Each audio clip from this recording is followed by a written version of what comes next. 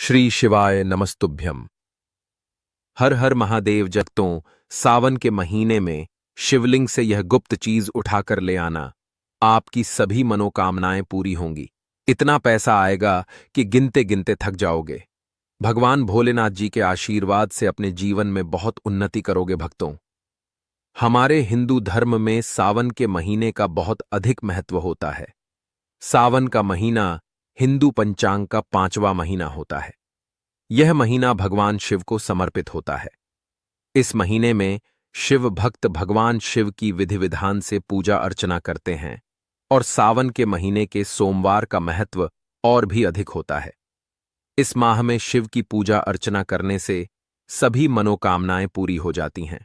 धार्मिक मान्यताओं के अनुसार सावन के महीने में भगवान शिव और माता पार्वती की विधि विधान से पूजा करने भक्त की मनोकामना पूरी होती है। इसके साथ ही सावन के सोमवार व्रत रखने से भोलेनाथ की विशेष कृपा प्राप्त होती है। दोस्तों, इस बार 11 जुलाई से सावन की शुरुआत होगी और 9 अगस्त को समाप्त होगा। इस सावन में 4 सोमवारी व्रत होगा। पहला सोमवारी व्रत 14 जुलाई को है, दूसरा 21, तीसरा 28 जुलाई और चौथा सोमवारी 14 जुलाई को है। 14 जुलाई को है व्रत 4 अगस्त को है। कहा जाता है, इस सावन के महीने में किसी भी व्यक्ति ने भगवान भोलेनाथ की थोड़ी सी भी पूजा साधना क्रिया कर ली तो उस व्यक्ति के जीवन की सभी मनोकामनाएं पूर्ण हो जाती हैं। उस व्यक्ति के जीवन के हर कष्ट खत्म हो जाते हैं और उस व्यक्ति के जीवन में धन आना शुरू हो जाता है। भक्तों, वीडियो आगे शुरू करें, लेकिन उससे पहले अगर आप भी चाहते हैं कि लक्ष्मी माता का आशीर्वाद आप पर बना रहे तो इस वीडियो को एक लाइक करें और आपके अपने चैनल द प्रेमानंद ज्ञान को सब्सक्राइब कर लें और कमेंट बॉक्स में जय भोलेनाथ जरूर लिखें। दोस्तों, आज की इस वीडियो में हम आपको बताएंगे कि सावन के दिनों में आपको भगवान भोलेनाथ के मंदिर जाकर के क्या क्या भगवान भोलेनाथ को अर्पित करना और वहां से वापस क्या लेकर के आना है, ताकि आपके घर की गरीबी, दरिद्रता, परेशानी, कष्ट, दिक्कतें हमेशा के लिए खत्म हो जाए। दूसरी तरफ आपके घर पर सुख, समृद्धि, यश, वैभव, ऐश्वर्य की आपको प्राप्ति हो। ध्यान रखिएगा दोस्तों, सावन का माह का इंतजार हर व्यक्ति इसीलिए करता है ताकि उसको भगवान भोलेनाथ का आशीर्वाद मिल सके। कहा गया है कि देवों के देव भगवान भोलेनाथ अगर किसी भी व्यक्ति को आशीर्वाद दे दें तो उस व्यक्ति का साक्षात्कार भी आकर कुछ नहीं बिगाड़ पाता है। इसीलिए आज की इस वीडियो में हम आपको बताएंगे कि कैसे आप सावन के दिन, जो बहुत ही पावन दिन है, इस दिन भगवान भोलेनाथ को प्रसन्न कर सकते हैं।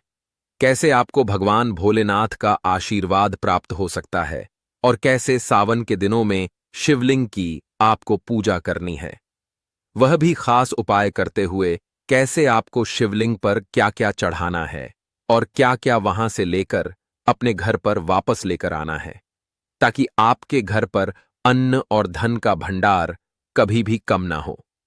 देखिए दोस्तों, आपके जीवन में कितनी ही बड़ी परेशानी हो, कितनी ही बड़ी दिक्कत क्यों ना हो, मान लीजिए आपके जीवन में धन की समस्या है, मान लीजिए आप नौकरी की प्राप्ति के लिए बहुत ही ज्यादा परेशान हो चुके हैं, आपके शत्रुओं ने आपको घेर लिया है, संतान की प्राप्ति आपको हो नहीं पा रही है, तो एक बात का ध्यान रखिएगा दोस्तों, सावन का पावन दिन एक ऐसे दिन होते हैं जिस दिन कोई भी व्यक्ति अगर थोड़े से उपाय कर लेता है, भगवान भोलेनाथ की साक्षात पूजा कर लेता है, तो उस व्यक्ति की कितनी ही बड़ी मनोकामना हो, कितनी ही बड़ा कष्ट हो, वह खत्म हो जाता है और उसकी मनोकामना पूर्ण हो जाती है।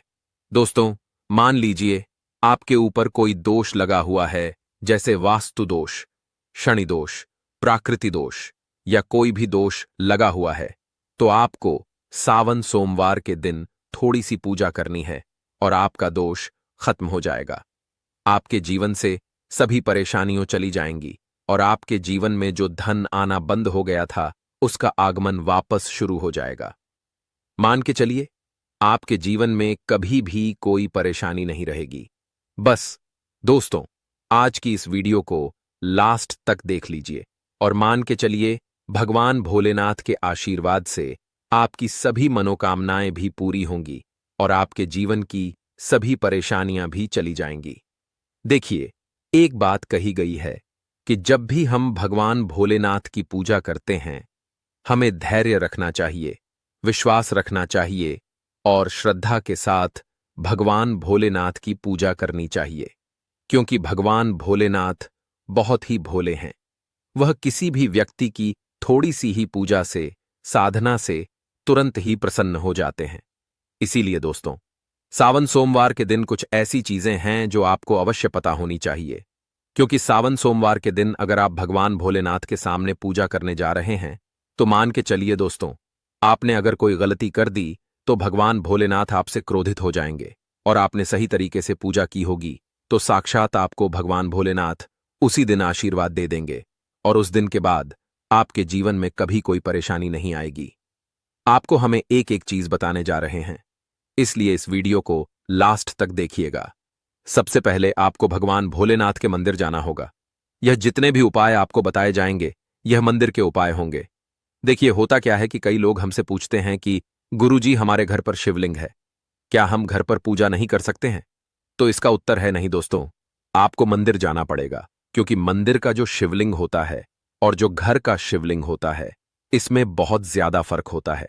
जो मंदिर का शिवलिंग होता है दोस्तों, इसकी जो एनर्जी होती है वह आपके घर के शिवलिंग से करोड़ों गुना ज्यादा होती है। इसमें ऐसी सकारात्मक ऊर्जा होती है जिसके सामने अगर आप थोड़ी सी पूजा करते हैं तो तुरंत ही उसका फल आपको मिलता है और आपके जीवन की हर परेशानी चली जाती है। तो आपको जितने भी आज उपाय बताए जा रहे हैं, आपके जीवन की परेशानी को खत्म करने के लिए, आपकी मनोकामना पूर्ति के लिए, उस उपाय के लिए तो आपको मंदिर जाना पड़ेगा। और सावन सोमवार का पर्व पड़ रहा है, वह आज दिन सोमवार को पड़ रहा है। तो यह दिन ऐसा है, इस दिन अगर आप मंदिर जाकर के भगवान भोलेनाथ की पूजा आराधना कर रहे हैं, तो मान के चलिए दोस्तों, आपके जीवन में कभी कष्ट आ ही नहीं सकता। पूरे साल आपके घर पर अन्न धन का भंडार बना रहेगा। तो आपको क्या क्या ले जाना है वह कहीं पर लिख लीजिए, क्योंकि दोस्तों, अगर आपने एक भी गलती कर दी तो आपकी पूजा संपन्न मानी नहीं जाएगी। दोस्तों, सबसे पहली चीज जो भगवान भोलेनाथ के लिए आपको जल ले जाना है। सावन सोमवार के दिन कई लोग हमसे यह कहते हैं कि गुरुजी, जल जो है वह तो शिवालय में भी मिल जाता है, शिव मंदिर में मिल जाता है। तो नहीं दोस्तों, वहां का जल आप तभी चढ़ाइए यह जब कोई दिक्कत हो, वरना घर से ही जल ले जाना चाहिए। आखिर घर से जल क्यों ले जाया जाता है, इसकी भी बात सुन लीजिए। घर से इसीलिए आपको जल ले जाना है ताकि आपके घर का जो जल ले जा रहे हैं भगवान भोलेनाथ पर चढ़ाने के लिए, उसी जल के द्वारा आप भगवान से जुड़ जाएंगे। उस जल के द्वारा आप भगवान को अपनी सभी दिक्कतें बता देंगे और उस जल को जैसे ही भगवान भोलेनाथ पर आप चढ़ाएंगे, अपनी समस्याओं को बताते हुए वह समस्या आपकी खत्म हो जाएंगी। इसलिए घर से जल ले जाएगा। आप सबसे जरूरी चीज जो जल ले जा रहे हैं, उसमें 2-4 बूंद गंगा जल जरूर डाल दीजिएगा, क्योंकि गंगा जल डाले बिना आपकी पूजा संपन्न नहीं मानी जाएगी। महाशिवरात्रि के दिन तो आपको जल ले जाना है, उसमें गंगा जल डालकर के दूसरा आपको 3 पत्ते वाला बेलपत्र ले जाना है। दोस्तों, बेलपत्र बहुत ही शुभ होता है। आपने अगर मान लीजिए एक तरफ 1000 कन्याओं को खाना खिलाया है, दूसरी तरफ भगवान भोलेनाथ को बेलपत्र चढ़ाया है, तो यह दोनों बराबर माने जाते हैं, इसलिए बेलपत्र जरूर ले जाएगा। तीसरा, आपको सफेद पुष्प ले जाना है। सफेद पुष्प भगवान भोलेनाथ को चढ़ाए जाते हैं, इसीलिए सफेद पुष्प पर भगवान भोलेनाथ के लिए आपको ले जाना है सावन सोमवार के दिन, ताकि भगवान भोलेनाथ का आशीर्वाद आपको मिल जाए, जिसके बाद आपके जीवन के हर परेशानी खत्म हो जाए। दोस्तों, सफेद चंदन ले जाना अनिवार्य होता है सावन सोमवार के दिन। और ध्यान रखिएगा दोस्तों कि भगवान भोलेनाथ को अगर आप दूध अर्पित करने जा रहे हैं तो एकदम कच्चा दूध होना चाहिए, पका हुआ दूध नहीं होना चाहिए, कच्चा दूध होना चाहिए। अब आपको और क्या क्या ले जाना है, देखिए। अगर आप चाहते हैं कि आपकी हर मनोकामना पूरी हो, तो एक डिब्बा लीजिए, उसमें काली मिर्च भरकर ले जाइए। देखिए, बहुत ध्यान से सुनिए। जितनी आपको बातें बता रहे हैं, एक डिब्बे में काली मिर्च भर के एक लाल कपड़ा लीजिए, उसमें लौंग कपूर, इसको मौली धागे से बांध करके आपको अपनी जेब में रख के ले जाना है। सिर्फ इतनी चीज आपको ले जानी है आज के दिन को। अब आपको पूजा कैसे करनी है, चलिए आपको बताते हैं। बहुत ध्यान से लास्ट तक देखिएगा। और जितनी भी चीज आपको बताई जा रही है, इन चीजों को आपको ले जाना है और शिवालय से वापस लेकर आना है अपने घर पर, ताकि आपको धन की प्राप्ति हो सके, आपकी कोई भी मनोकामना हो वह पूर्ण हो जाए। भक्तों, आप पहले जाएंगे मंदिर। सबसे पहले आपको इस बात का ध्यान रखना है, मंदिर जाने से पहले ही काले या नीले कपड़े का धारण करके मंदिर ना जाएं, वरना भगवान भोलेनाथ का आपको क्रोधित रूप देखना पड़ सकता है। सबसे पहले आपको यह करना है कि पतली धार बनाते हुए जल भगवान भोलेनाथ को अर्पित कर देना। बहुत ध्यान से सुनिएगा भक्तों, पतली धार बनाते हुए भगवान भोलेनाथ को जल आपको अर्पित कर देना है। अब आपको यह करना है दोस्तों कि भगवान भोलेनाथ को चंदन लगाना है। चंदन लगाने के बाद भगवान भोलेनाथ पर 3 पत्ते वाला बेलपत्र रखना है। 3 पत्ते वाला बेलपत्र रखने के बाद आपको भगवान भोलेनाथ पर सफेद पुष्प अर्पित कर देना है। सिर्फ इतना आपको करना है। दूध अगर आप चढ़ाना चाहते हैं तो दूध भी आप चढ़ा सकते हैं। इतना बस आपको करना है। इतना करने के बाद आपको वहां पर खड़े होकर 108 बार, बहुत ध्यान से सुनिएगा, 108 बार आपको ओम नमः शिवाय का जाप करना है। या तो आप 108 बार कर लीजिए या 108 बार कर लीजिए। यह 3 ऐसी चीज है जो आपको करनी है। इतना करना है। अब आपको क्या करना है, एक डिब्बा जो काली मिर्च का आप ले गए हैं, उस काली मिर्च के डिब्बे को आपको शिवालय के जो गिरता हुआ शिवधारा है, जो शिवलिंग से वहां पर पानी गिर रहा है, उसी शिवहरि के पानी से आपको छुआना है और अपनी जेब में वापस रख लेना है। यह जो लाल पोटली आप ले गए हैं बंद करके लन की, इसको भी छुआना है, वापस रख लेना है। अब आपको क्या करना है, जिस लौटे में पानी ले गए थे या जिस लौटे में भी आप दूध ले गए थे, उसमें आपको क्या करना है, आपको जो भगवान भोलेनाथ का पानी वहां पर गिर रहा है, भक्तों ध्यान रखिएगा, शिवलिंग की जो पानी नीचे गिर रहा है, उसी पानी का थोड़ा सा पानी अपने लौटे में ले लेना है। ध्यान रखिएगा, जो आपने लौटे में पानी भरकर ले गए हैं, वह पानी वापस बचाना नहीं है, वह तो पूरा आपको भगवान भोलेनाथ को अर्पित कर देना। जो शिवलिंग से पानी गिर रहा है, उस पानी को आपको अपने लौटे में वापस ले लेना है। भक्तों मान लीजिए, आप यह सोच रहे होंगे कि कई लोग वहां पर पानी चढ़ा रहे हैं, तो इस बात की आप चिंता ना करें, क्योंकि भगवान भोलेनाथ के शिवलिंग पर जब भी पानी चढ़ाया जाता है, वह अमृत बन जाता है। कहा जाता है, कई देवी देवता शिवलिंग के पास अदृश्य रूप में खड़े होते हैं, ताकि शिवलिंग से गिर रहा पानी वह धारण कर सके। इतना पवित्र होता है शिवलिंग से गिरता हुआ पानी। तो शिवलिंग से गिरता हुआ पानी को आपको अपने लौटे में ले लेना, सिर्फ थोड़ी सी बूंदें ले लेनी है। अब आपको क्या करना है, आपको घर वापस आना है, जो आपने लौटे में पानी लिया है। भक्तों, इसको घर पर आते ही घर के लोग जो हैं आपके, उनके ऊपर थोड़ा थोड़ा पानी छिड़क देना है। घर के हर कोने में पानी छिड़क देना है। घर के मुख्य द्वार पर पानी छिड़क दें। ना सिर्फ इतना आपको करना है, इतना आपने कर दिया। अब मान लीजिए पूरे साल आपके घर पर नकारात्मक शक्तियां नहीं आ पाएंगी। आपके घर पर कोई काला जादू, काली विद्या करवाने की कोशिश करेगा तो वह आपके घर पर नहीं कर पाएंगे। इससे आपके घर से नकारात्मक शक्तियां चली जाएंगी और सकारात्मक ऊर्जा आ जाएगी।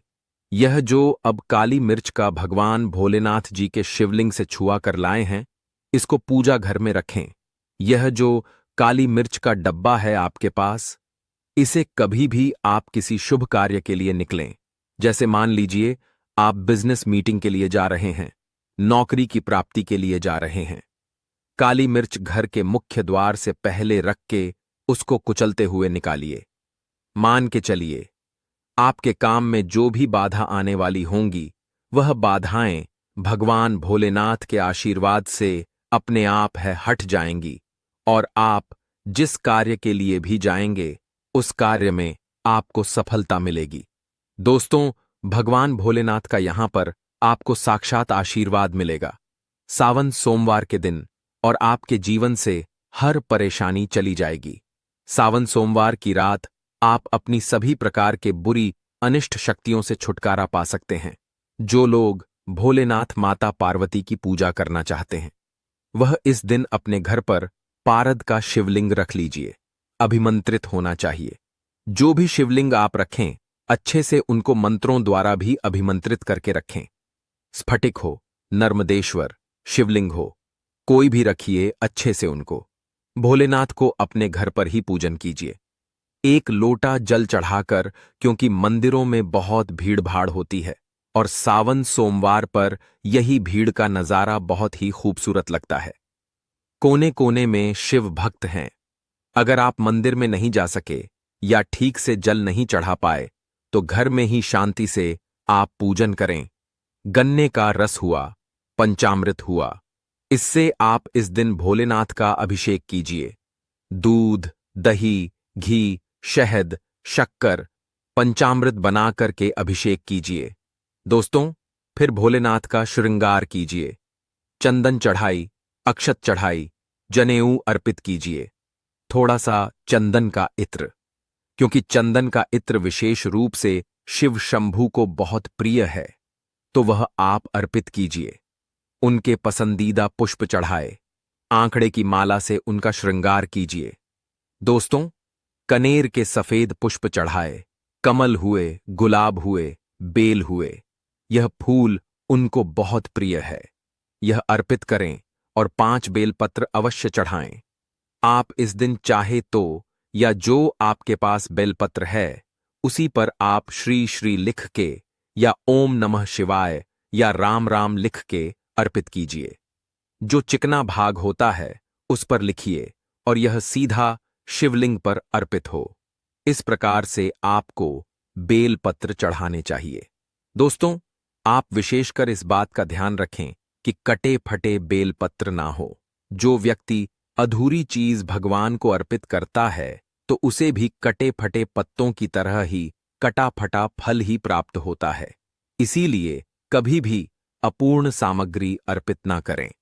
दोस्तों, कहते हैं कि जब भोलेनाथ ने गले में विष धारण किया था तो आदि शक्ति मां के कहने पर देवताओं ने भगवान शिव के सिर पर भांग, धतूरा, बेलपत्र आदि रखा और निरंतर जल अभिषेक किया था, जिसकी वजह से उनके मस्तिष्क का ताप कम हुआ था और उस समय से ही भोलेनाथ को भांग धतूरा चढ़ाया जाता है। और यह बात भोलेनाथ के भक्तों में बहुत कम लोगों को ही पता है कि इसी कारण शिवलिंग पर भांग मांग धतूरा चढ़ाया जाता है।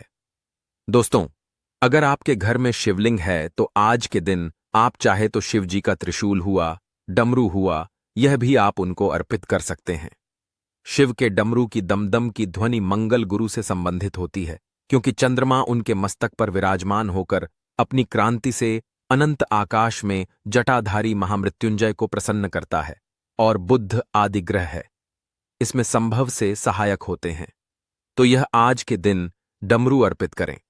भोले बाबा का डमरू आप धारण भी कर सकते हैं। अभिमंत्रित करके आप अपने शरीर पर छोटा सा चांदी का डमरू धारण करें। लेकिन उससे पहले अगर आप भी चाहते हैं कि लक्ष्मी माता का आशीर्वाद आप